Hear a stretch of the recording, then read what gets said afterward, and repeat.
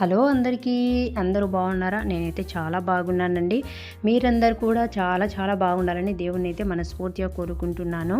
So ఈరోజు video వచ్చేసి మంచి టేస్టీగా ఉండే టమోటా పచ్చడి అయితే ప్రిపేర్ చేస్తున్నాను. చాలా అంటే చాలా టేస్టీగా ఉంటుంది. ఒకసారి మీరు కూడా ట్రై చేసి ఎలా ఉంది అనేది నాకు కమెంట్ చేయడం అయితే అస్సలు మర్చిపోదండి.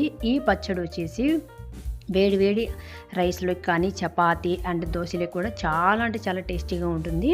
అండ్ అంటే పికిల్స్ లాగా ఉంటుందండి, నిల్వ పచ్చడి లాగానే ఉంటుంది. సేమ్ ప్రాసెస్ అంతే, కాకపోతే నిల్వ ఉండటానికి టమోటాలను శుభ్రంగా కడిగి పెట్టుకొని మంచిగా క్లాత్ తీసుకొని తేమ అనేది లేకుండా తుడుచుకోవాలి. తుడుచుకున్న తర్వాత మనం ప్రిపేర్ చేసుకోవాలి. నేనైతే నిల్వ పచ్చడిలా కాకుండా మామూలుగా డైలీ చేసే రెసిపీస్ లాగా రైస్లోకి అయితే ప్రిపేర్ చేస్తున్నాను. చాలా అంటే చాలా టేస్టీగా ఉంటుంది.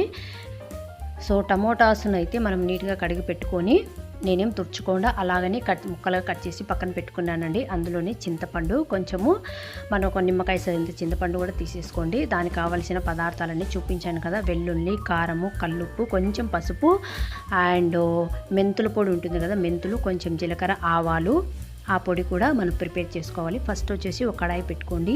ఈ పికిల్ వచ్చేసి, ఈ పచ్చడి వచ్చేసి నేను నిల్వ పచ్చడి లాగా కాకుండా మామూలుగానే చేస్తున్నాను.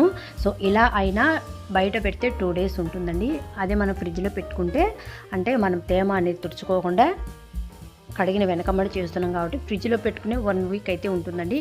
మనం నిల్వ పచ్చడి లాగా మంచిగా తేమ అనేది లేకుండా శుభ్రంగా కడిగి పెట్టుకొని టమోటాలను ఇదే ప్రాసెస్లో మనం చేసుకున్నాం అనుకోండి, టమోటా ఊరగాయలాగా మనకు బయట పెట్టినా కూడా 2 weeks అలా అయితే ఉంటుంది.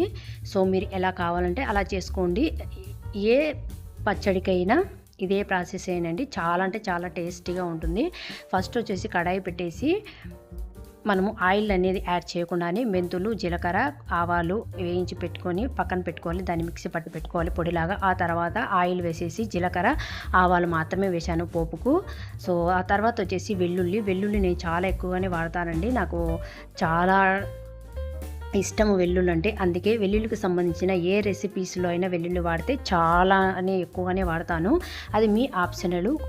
మీరు కూరకు తగ్గట్టు కొన్ని యాడ్ చేసేసుకొని అవి మంచిగా ఎర్రగా ఏగిన తర్వాత కరివేపాకు వేసి చిట్పటలాడించండి. ఆ తర్వాత ముందుగా కట్ చేసి పెట్టుకున్న ముక్కలను అయితే యాడ్ చేయండి. నేనైతే 1 kg టమోటాస్ అయితే తీసుకున్నాను. అందులో ఉన్న వాటర్ అంతా, అందులోనే చింతపండు, కొంచెం రాళ్ళుప్పు, కొంచెం పసుపు యాడ్ చేసేసుకొని లిడ్ అనేది కవర్ చేయండి. అందులో ఉన్న వాటర్ అంతా ఎగిరిపోయినంత వరకు అయితే మంచిగా కుక్ చేసుకోండి. అప్పుడు ఆ స్టేజ్లో ఒక 1/4 భాగం వాటర్ అంతా ఎగిరిపోతాయి కదా, ఆ టైంలో మనకు టేస్ట్కి తగ్గట్టు కారం పొడి అనేది యాడ్ చేయండి. కారం పొడి అనేది మీ ఆప్షనల్ను, మీ టేస్ట్కి తగ్గట్టుగానే వేసేసుకోవాలి. పులుపు కాబట్టి టమోటాలు కొంచెం ఎక్కువగానే కారం పొడి అనేది పడుతుంది. మీ టేస్ట్కి తగ్గట్టు అయితే యాడ్ చేసుకోండి. ఆ తర్వాత మంచిగా కలిగి పెట్టుకొని లిడ్ కవర్ చేసేసి అందులో ఉన్న నీళ్ళంతా ఇంకిపోయేంత వరకు మంచిగా కుక్ చేసుకోండి. అప్పుడు కలర్ కూడా చేంజ్ అవుతుంది. చాలా అంటే చాలా రెడ్గా కళ్ళకు మంచిగా అనిపిస్తుంది.